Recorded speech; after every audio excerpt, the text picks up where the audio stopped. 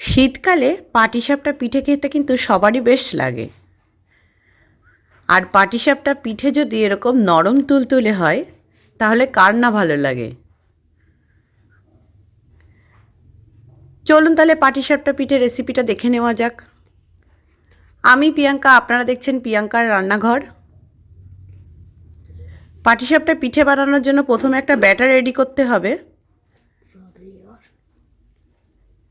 প্রথমে 1 কাপ চালের গুঁড়ো নিয়ে নিলাম, তার মধ্যে হাফ কাপ ময়দা মেশাতে হবে। যতটা চালের গুঁড়ো নেবেন তার থেকে পরিমাণে হাফটা ময়দা নেবেন, আর তার থেকেও কম পরিমাণে সুজি দিতে হবে। আমি লিকুইড গুড় নিয়েছি, গুড়টা একটু বেশিই লাগবে, ওই জন্য 1 কাপ গুড় দিয়ে দিলাম। এটাকে ভালো করে মেশাতে হবে।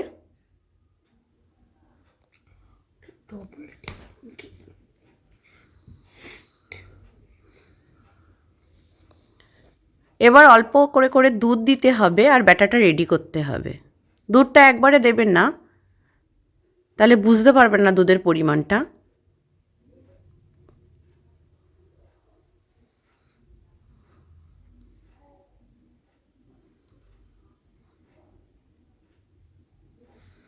দেখুন এরকম একটা স্মুথ ব্যাটার রেডি করতে হবে।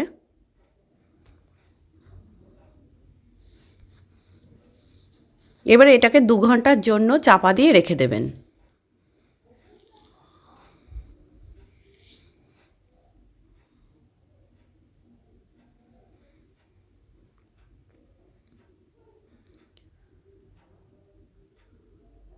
আমি কড়াইটা বসিয়ে নিয়েছি, ওর মধ্যে ঘি দিয়ে ভাজবো বলে ঘি দিয়ে নিচ্ছি।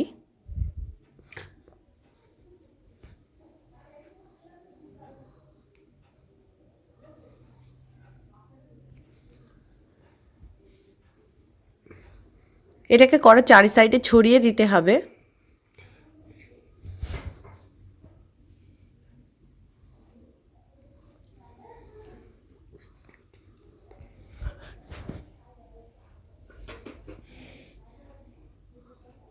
এবার এর মধ্যে সন্দেশটা দিয়ে দিলাম, দিয়ে এটাকে রোল করে দিতে হবে।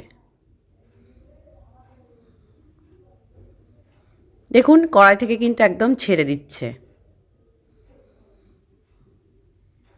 এরকমভাবে বানাবেন, দেখবেন কড়াইতে একটুও লাগবে না, স্মুথলি উঠে আসবে।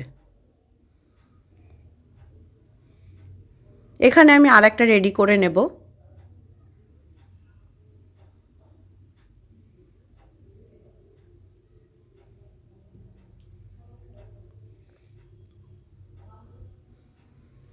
এভাবেই আপনার বাড়িতে ট্রাই করে দেখুন, বেশ খেতে লাগে।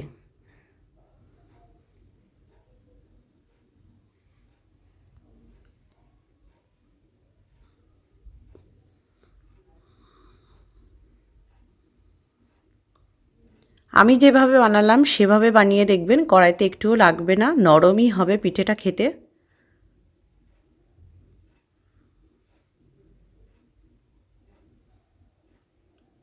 আবারও আমি সন্দেশটা দিয়ে দিলাম, দিয়ে এটাকেও রোল করে নেব।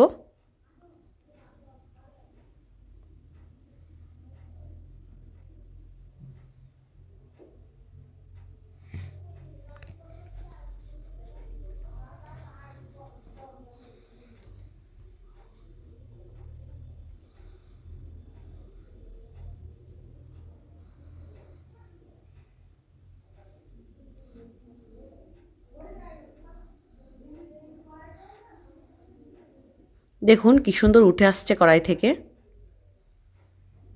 কালারটাও বেশ সুন্দর এসছে। এভাবেই আমি সব পিঠেগুলো একে একে করে নেব।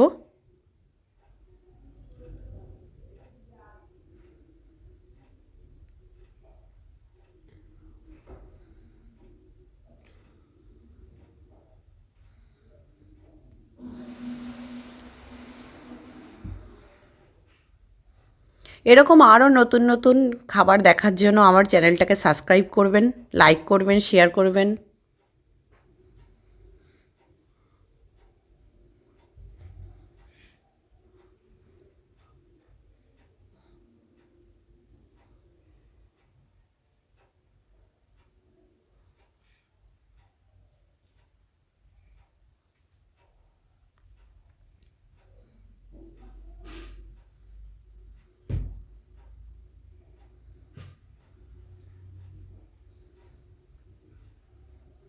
দেখুন সবকটা পিঠেই কিন্তু উঠে আসছে, কোনোই অসুবিধা হচ্ছে না।